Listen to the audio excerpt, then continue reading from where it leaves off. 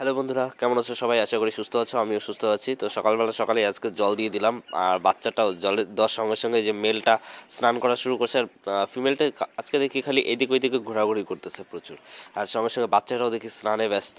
ছোট বাচ্চাটা স্নান করতেছে। ছোট বাচ্চাটা মেবি ফিমেল হবে, আর বড় যে বাচ্চাটা ওটা মেল হবে আমার যতটা আইডিয়া, কারণ একটা বাচ্চা ছোট আর একটা বাচ্চা বড়।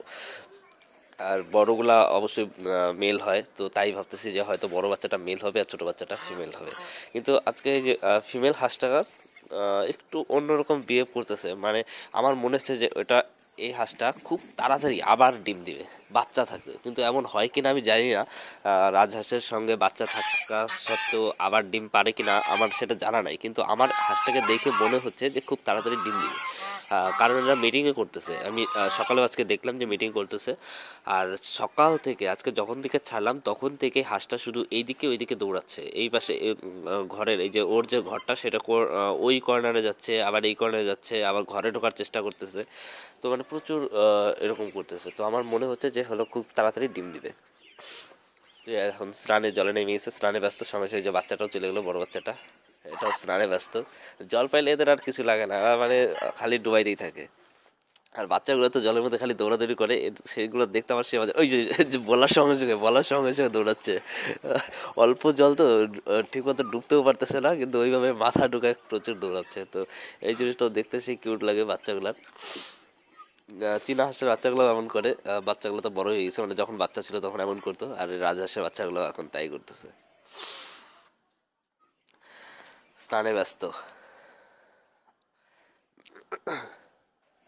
মেলটা এত অ্যাগ্রেসিভ যে কি বলবো। তো যদি হলো ডিম দেয়, ফিমেলটা যদি ডিম দেয় তাহলে ভালোই হবে। ফিমেলটা নতুন করে বাসা বানাবে, নতুন করে ডিমে তা দিবে, আর হলো মেলটা এই বাচ্চাগুলোর দেখাশোনা করবে। কারণ ফিমেলটার থেকে মেলটাই বেশি বাচ্চাগুলো দেখাশোনা করে। ফিমেলটার অতটা কেয়ার করে না, যেখানে সেখানে চলে যায়, মানে অতটা কেয়ার করে না। এদিকে এই যে তিতির জোড়া কবে ডিম দিবে কি জানো। আর একটা নতুন তিতির আনবো, কারণ আমার হলো ইচ্ছা আছে একটা হোয়াইট কালার আর একটা সিলভার কালার, এই তিনটা কালার, হোয়াইট সিলভার আর এই যে নর্মাল যে কালারটা, এই তিনটা কালারের তিতির কালার। আর তার সঙ্গে টার্কি রয়ে তিনটা কালারের টার্কি। ওই যে আহ, এইমাত্র এরা হলো মিটিং করলো, আমি জাস্ট ফার্স্ট আজকে প্রথম দেখলাম, কিন্তু আমি ক্যামেরায় ক্যাপচার করার আগেই হয়ে গেছে। আর কি বলবো। তো তো হোয়াইটটা একটাই ডিম দিছে, আর পরে ডিম দেয় না। কিন্তু আমার এই যে বাচ্চাটা সাদা মোরগটা দেখে ঝিমতেছে, এই মানে প্রচুর সবগুলাই। তার মধ্যে দুদিন থেকে খাবার ঠিক মতো খাবার নাই। এদের খাবার আছে, ফিড আছে, কিন্তু হাঁসের খাবার নাই। তো তবুও কিছুদিন থেকে দেখি ঝিমতেছে, এদের কোনো ওষুধও দেওয়া হচ্ছে না। আমি ওষুধ আনবো, কারণ দুইটা বাচ্চা এই 7টার থেকে দুইটা বাচ্চা মারা গেছে, আর ওই যে ছোট বাচ্চাটাও ঝিমতেছে, আজকে দেখি আবার সাদাটাও ঝিমতেছে। এদিকে এই যে দেশি মুরগিটা, এইটা আর এইটা, এই দুইটা হলো খাই না ঠিক মতো। খাবার দিলেও খায় না, খালি বাইরে ছেড়ে দিলে বাইরে বেরোয়। আর এদিকে এই খরগোশগুলো সবগুলা বাইরেই আছে।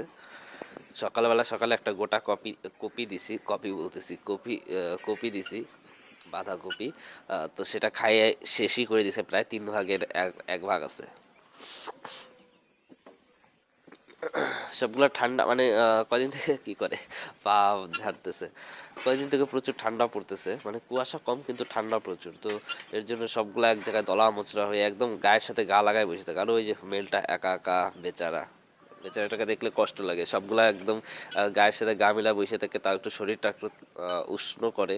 আর এই যে জায়গাগুলা সব ভিজে গেছে, যে ধানের ভুসিগুলো দিচ্ছি সব ভিজে, দেখে একদম ভিজায়। এত 9টা খরগোশ মিলে টয়লেট করে একদম সব ভিজাই দিছে।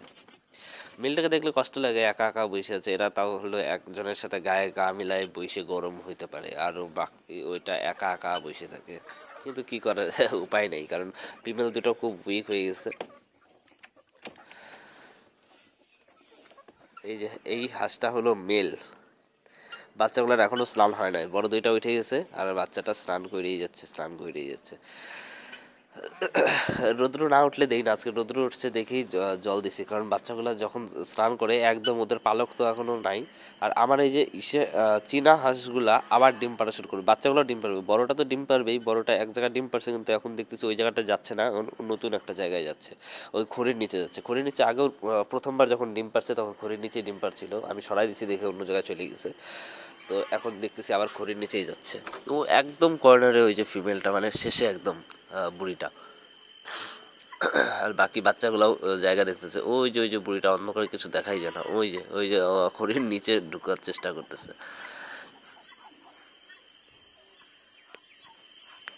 কিছুদিনের মধ্যেই চীনা হাঁসের বাচ্চাগুলো সবগুলা ডিম পাড়া শুরু করবে, কারণ সবগুলার এখন কালার চলে আসতেছে, ফুল মল্টিং হচ্ছে, মল্টিং হয়েই গেছে ফুল।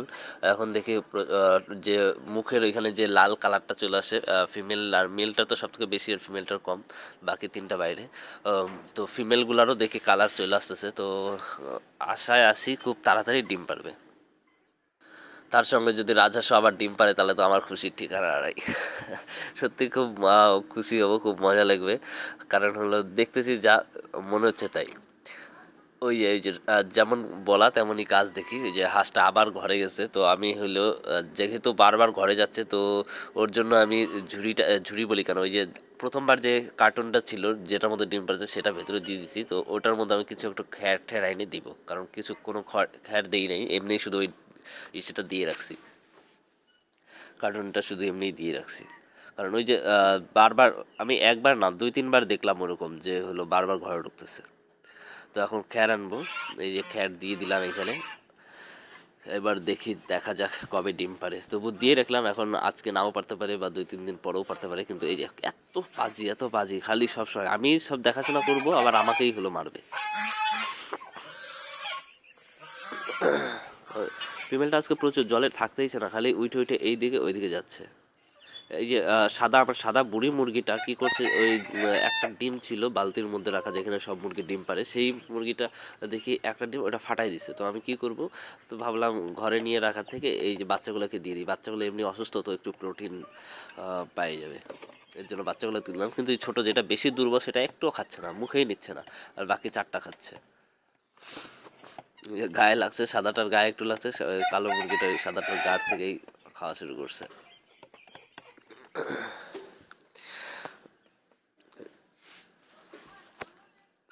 ওই যে প্রথমে নিচে দেওয়া আছে সেখান থেকে সেখান থেকে না খাইয়ে ও হলো ওই যে সাদাটার গায়ে থেকে, ছোটটা সাদাটার গায়ে থেকে খাওয়ার চেষ্টা করতেছে, কালোটাও একটুখানি লাগছে। এরা কি আজকে ডিম পারবে কি জানো, খালি বারবার ওইখানে যাচ্ছে, কিন্তু এখন বলা যায় না কবে ডিম পারে।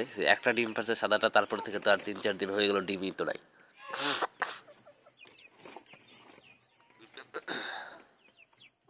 মুরগাটা অনেক দিন হয়ে গেল মুরগাটা ছাড়ি না, মানে দেশি মুরগিগুলোর সঙ্গে এখন দিচ্ছি না, কিন্তু কিছু করার নেই, এখন দিবও না। আমার সামনেই ডাকা শুরু।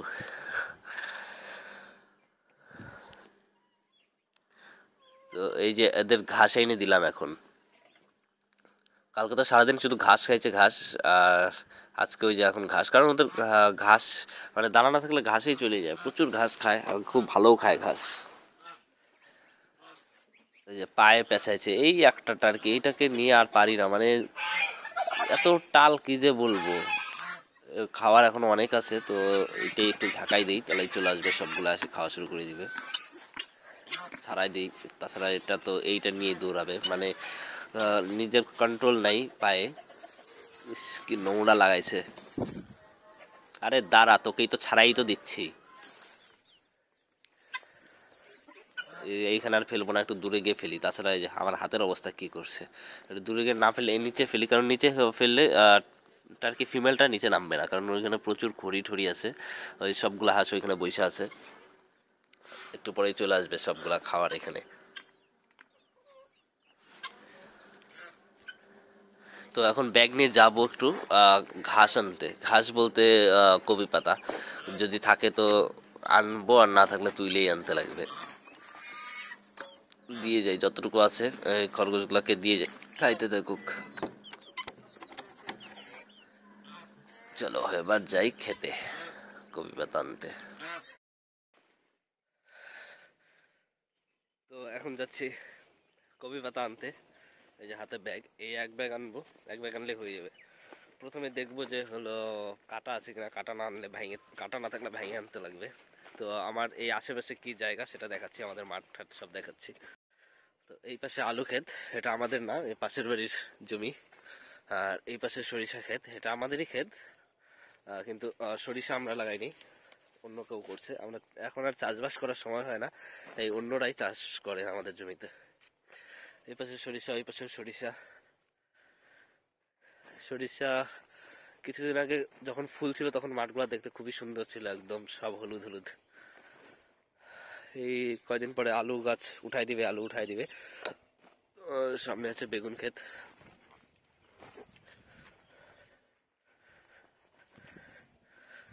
এই যে সামনে বেগুন ক্ষেত। আমরা একদম পিওর গ্রামে বাস করি আশেপাশে, আর গ্রামের পরিবেশ এত ভালো, আমার শহর একদমই ভালো লাগে না। শহরের ওই গ্যাঞ্জাম, আমার কাছে গ্রামই সব থেকে ভালো লাগে। আর এটা হলো ওই যে আমার বাগান, আমি মাঝে মাঝে আমার বাগানের ভিডিও তো দেই, তোমরা তো দেখোই, সেই আমার বাগান। আর এটা হলো পলাশ ফুল গাছ। এই যে এবার ফুল আছে না, সরস্বতী পূজার সময় যে পলাশ ফুল লাগে, হয়তো সামনের বছর ফুল ধরবে। ভালোই মোটা হয়ে গেছে গাছটা।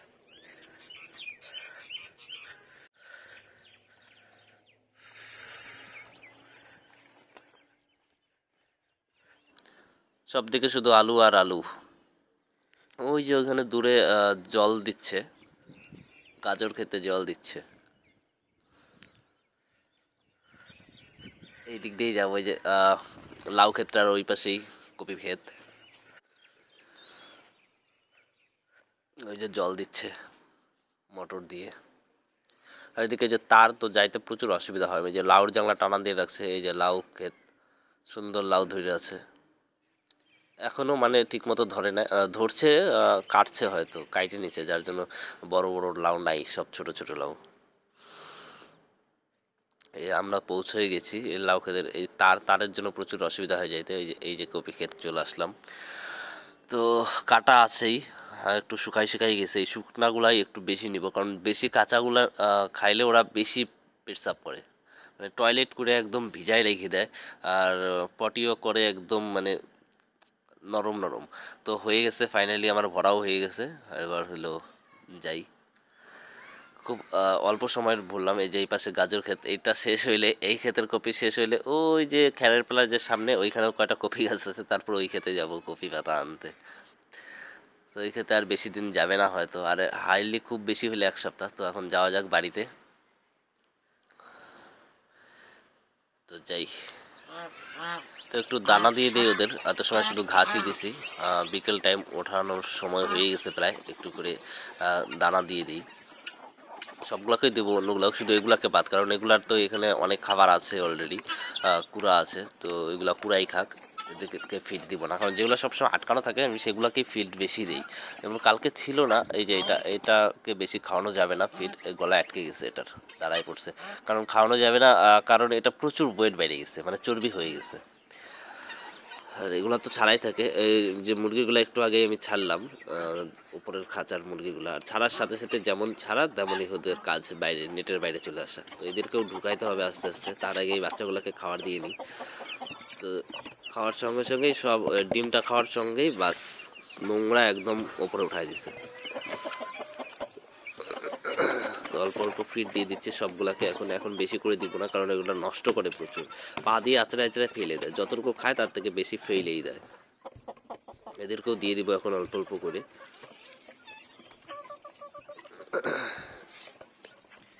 এদের এই দুটার থেকে মুরগাটা বেশি খায়, মুরগাটা প্রচুর খায়, আর মুরগাটার ওয়েটও বাড়ছে। ডিম পারছে নাকি, না ডিম পারে না, কবে যে পারবে আবার কে জানে। এই যে সবগুলা খাওয়া শুরু, ওই একটা খাচ্ছে না, কি হয়েছে, কোনো প্রবলেম হয়েছে নাকি নাকি না না, আমি প্রথমে ভাবছিলাম যে জিমতেছে, হয়তো পায়ে কোনো প্রেশার পড়ছে নাকি, হাঁটতে পারতেছে না। এখন দেখি না, ঠিকই আছে, নর্মালি আছে। এটা মেলটা, ওই ছোট মেলটা, তিনটাই মেল বাচ্চাগুলোর মধ্যে, তার মধ্যে বড় বড় দুইটা, আর এই যে একটা ছোট, এইটাই ছোট সব থেকে।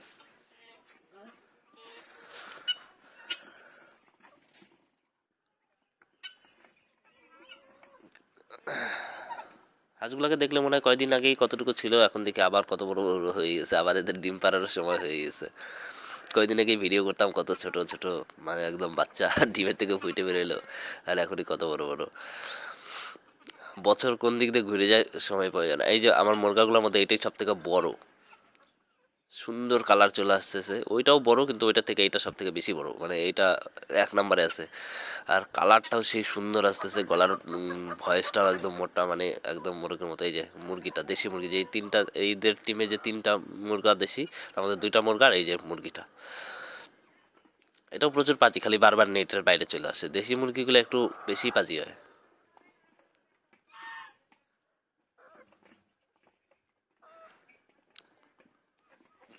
তো তুলে দিব আস্তে আস্তে। আর এটা এটা খালি বারবার ভেতরেই যায়, কারণ জানেও হাঁসের এখানে বেশি খাবার আছে, এর জন্য সবসময় খালি হাঁসের এখানেই যাবে।